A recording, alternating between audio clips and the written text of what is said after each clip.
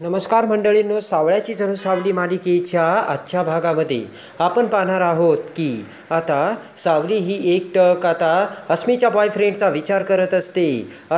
अस्मीच्या बॉयफ्रेंडने आपल्याला सारंगचा कसा जीव जाईल याची धमकी दिली हे आता सावलीला आठवतं आणि त्याच वेळेस जगन्नाथ आता तिथे येतो.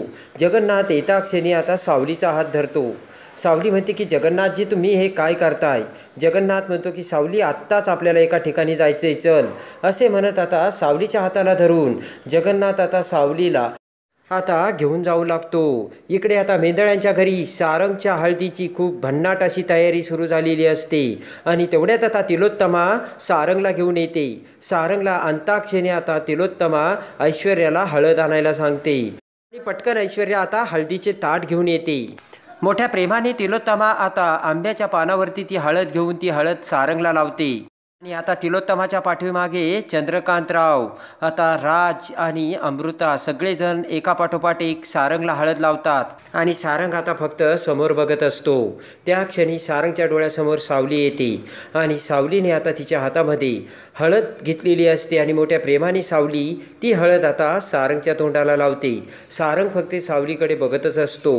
पण आता भानावर येता क्षणी सारंगच्या डोळ्यासमोर ऐश्वर्या असते. तेवढ्यात आता ऐश्वर्या म्हणते सारंग आणि ऐश्वर्या सारंगला हळद लावते आणि हे सगळं चालू असताना आता तेवढ्यात पाठीमागून आकार आता मेंदळ्यांच्या घरी आलेला असतो. आकारचे आता दोन माणसे त्याच्या सगळ्या माणसांमध्ये सामील असतात. पाठीमागून येताच आकार आता त्या दोन माणसांना खुलावतो आणि तेवढ्यात अस्मी आता हळद लावण्यासाठी वरून खाली येऊ लागते.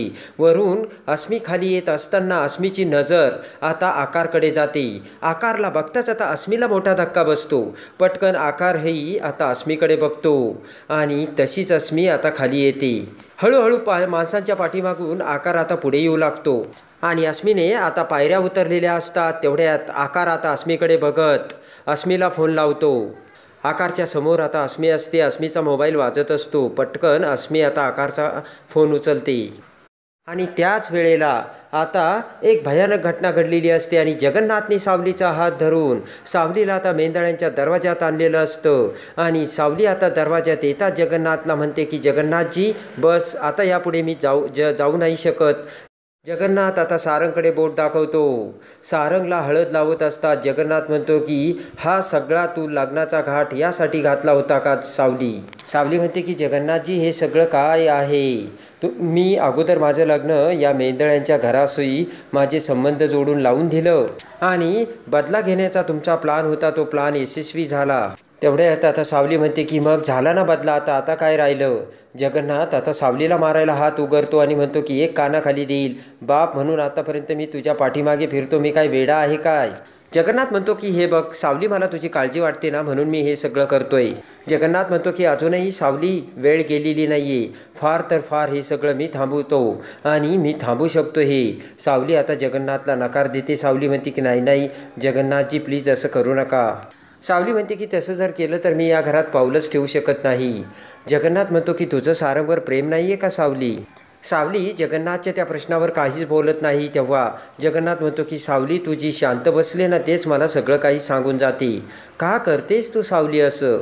जगन्नाथ म्हणतो हे बघ सावली, अजूनही संधी आपल्या हातातून गेलेली नाही आहे. आणि त्यानंतर जगन्नाथ म्हणतो सावली, आता तुला जे करायचं ते कर. आणि जगन्नाथ थोडासा बाजूला जातो. एकटी सावली आता दरवाजात असते आणि आता जगन्नाथने सर्वस्वी सावलीला निर्णय घ्यायला सांगितलेला असतो. त्याच वेळेस आता आकारसोबत बोलण्यासाठी अस्मी आता दरवाजाच्या बाहेर जाते. तेवढ्यात आकार अस्मीला कॉल करतो. अस्मी म्हणते की मला इथे का फोन केला? आता मी तुझा फोन घेऊ शकत नाही. आकार म्हणतो की मला तुझ्याशी महत्त्वाचं बोलायचं आहे अस्मी. आकार म्हणतो अस्मी, मला आत्ताच बोलायचं. तर अस्मी म्हणते की तुला सांगितलंय आकार, आत्ता काही शक्य नाही आहे. आकार म्हणतो आता ठीक आहे आणि लगेच आता आकार म्हणतो की अस्मी, तू विचार कर, तुला बोलायचं नाही, हा डिसिजन तुझा आहे, पण मग मला माझा कॉल घ्यावा लागेल. तर अस्मी म्हणते म्हणजे? आकार म्हणतो म्हणजे काय? हा जो सगळा तू डाव रंगवलेला आहे, तो सगळा रंगलेला डाव मला पुन्हा निस्तनाबूत करावा लागेल. अस्मी म्हणते की तू असं काही ऐकणार नाही आहे आकार. अस्मी म्हणते ठीक आहे आकार, आपण बाहेर भेटून बोलूयात. तर आकार म्हणतो ये मग बाहेर. असे म्हणत आता अस्मी फोन ठेवते आणि इकडे आता सारंगची हळद लावून झालेली झालेली असते. सारंग आतमध्ये जातो तेवढ्यात तिलोत्तमा अस्मीला हाक मारते. अस्मी आता आकारसोबत बोलायला बाहेर गेलेली असते आणि तेवढ्यात आता तिलोत्तमा इकडे तिकडे बघत अस्मीला शोधू लागते. ऐश्वर्यासुद्धा आता अस्मीला बघू लागते.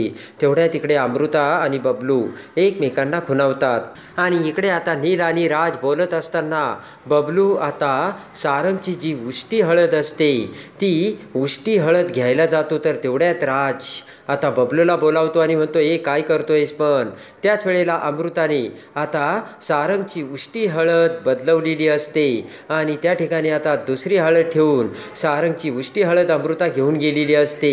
इकडे आता अस्मी दरवाजाच्या बाहेर जात असताना सोहम अस्मी समोर येतो आणि म्हणतो की अस्मी वहिनी, अगं तू इथे काय करतेस बाहेर? आतमध्ये सगळेजण तुझी वाट बघतायत. अस्मी विचार करते की अरे वा, लग्न होणार म्हणून आता मी वहिनी झाली आणि एवढा रिस्पेक्ट, लवकर शहाणा झालाय हा.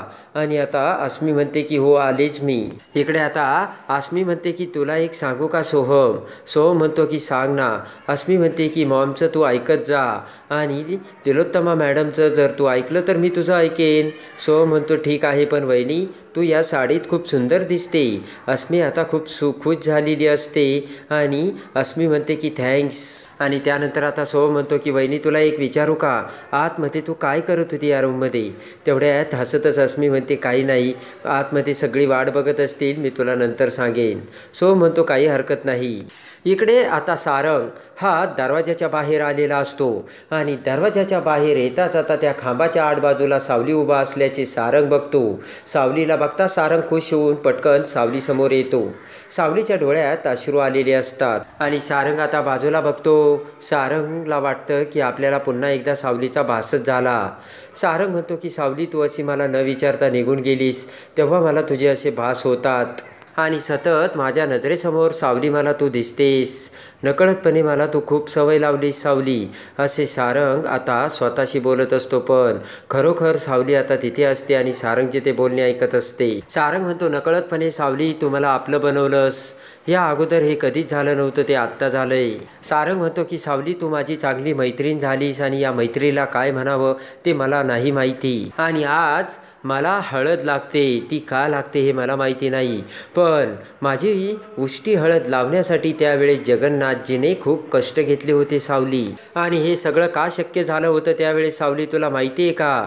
तुझ्या विठुरायाने हे सगळं घडवून आणलं होते, असे सारंग सावलीला बोलताच सावली आता सारंगकडे बघू लागते आणि सारंग म्हणतो की तुझ्या विठुरायाने काल्पनिक का नकळतपणे का होईना पण माझी उष्टी हळद तुला लावली होती सावली. सावली सारंगकडे बघते आणि ते सगळं बोलणं होता क्षणी आता सारंग सावलीकडे बघतो आणि त्या क्षणी आपल्या गालाची उष्टी हळद सारंग आता सावलीच्या गालाला लावतो. त्याच वेळेस सावली डोळे झाकते. सावली आता धन्य झालेली असते आणि सारंग त्याच्या गालाची उष्टी हळद आता सावलीला लावतो. पुन्हा बाजूला बघत सारंग म्हणतो की असेच मला तुझे भास होतात सावली आणि हे माझ्या मनातलं मी कोणाला सांगूही शकत नाही. सावली आता सारंगचे ते बोलणे ऐकून सारंगकडे बघते.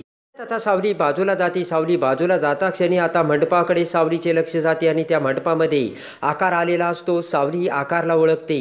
सावली विचार करते की हा इथे काय करतोय आणि सारंग सरांच्या तर हा आजूबाजूला फिरतोय आणि म्हणजे याचा अजून दुसरा काही प्लान तर नसेल ना, असे विचार सावलीच्या डोक्यात येतात. पटकन आता सावली तेथून आता त्या आकारकडे निघून जाते. इकडे सारंग हा सावलीकडे बघतो आणि म्हणतो की खरंच मला नकळतपणे तुझी सवय झाली सावली. सारंग समोर बघतो पण सावली गायब असते आणि आपल्याला तो भासच होता हे सारंगला वाटते.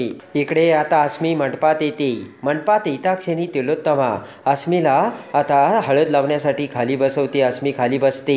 तिलोत्तमा सारंगची उष्टी हळद आता इकडे अस्मीला लावते आणि त्याच वेळेस इकडे बबलू हा अमृताला खुणावतो. तर अमृताने ती हळद बदलल्याचे बबलूला सांगितलेलं असतं आणि तेही खुणावून तेवढ्यात आता ती हळद जी अमृताने ठेवलेली असते आणि तीच हळद तिलोत्तमा आता अस्मीला लावते. त्यानंतर अमृता अस्मी समोर येते. अमृताने आता ती हळद अस्मीला लावलेली असते. अमृता गेल्यानंतर आता तारा येते. तिलोत्तमा आता ताराकडे बघते. हळद लावून झाल्यानंतर तारा पुन्हा तिच्या जागेवर जाऊन बसते आणि आता ऐश्वर्याने अस्मीला हळद लावलेली असते. हळद लावून झाल्या क्षणी आता अस्मी ही पटकन आता तिलोत्तमा समोर येते. तिलोत्तमा खुश होते आणि पटकन तिलोत्तमा अस्मीला जवळ करून आता एक मस्तपैकी फोटो शूट करते. अस्मी आता विचार करते की मी सून झाल्याबरोबर या ऐश्वर्याला ना बाहेर काढील. आणि इकडे सारंग आता बेडरूममध्ये एकटक विचार करत बसलेला असताना सोहम आता सारंगकडे येतो आणि म्हणतो की सारंग दादा, मला तू एक सांग ना, तुझं सावली वहिनीवरती प्रेम आहे की नाही? सारंग आता काही बोलत नाही. पुन्हा आता सोहम म्हणतो की दादा, पुन्हा एकदा मी तुला विचारतो, तू मला खरं सांग, सावली वहिनीवर तुझं प्रेम आहे की नाही? सारंग सोहमच्या खांद्यावर हात ठेवतो. सारंग म्हणतो, हे बघ सोहम, तू माझा भाऊ आहेस आणि तुझ्या सगळ्या चुका मी आईपासून लपवल्यात. आणि लगेच आता सोहम म्हणतो की माझ्या या सगळ्या चुका लपवल्यात, पण स्वतः एवढी मोठी चूक कधीच नव्हती केली तू दादा, आणि तीच चूक आता तू करतोय असे सोहम सारंगला बोलतो. सोहम म्हणतो की दादा, माझ्यासाठी तू स्वतःच्या प्रेमाचा त्याग करतोय, प्लीज तू माझ्यासाठी हे करू नकोस, मी माझं बघून घेईन, त्याची काळजी तू करू नकोस दादा, असे सोप्या भाषेत सोहमने सारंगला सांगितलेलं असतं. आणि फक्त मला माझ्या एका प्रश्नाचं उत्तर दे दादा, की तुझं सावली वहिनीवर प्रेम आहे खरं आहे ना? तेव्हा आता सारंग म्हणतो की मला माझ्या मनात ना काय होतंय तेच काही कळत नाही. सारंग म्हणतो, अजूनही सावली माझ्या मनातून गेलेली नाही आहे, मला ती खूप आठवण येते तिची आणि मला तिचे खूप भाससुद्धा होत आहेत. आणि लगेच आता सोहम म्हणतो की म्हणजे तुला सावली वहिनीचे भास होत आहेत, चल मग आपण सावली वहिनीला घेऊन येऊ. त्याच वेळेस सारंग सोहमला थांबवतो. सारंग म्हणतो की आत्ता मी आहे त्या परिस्थितीला सरेंडर करायचं ठरवलं आहे.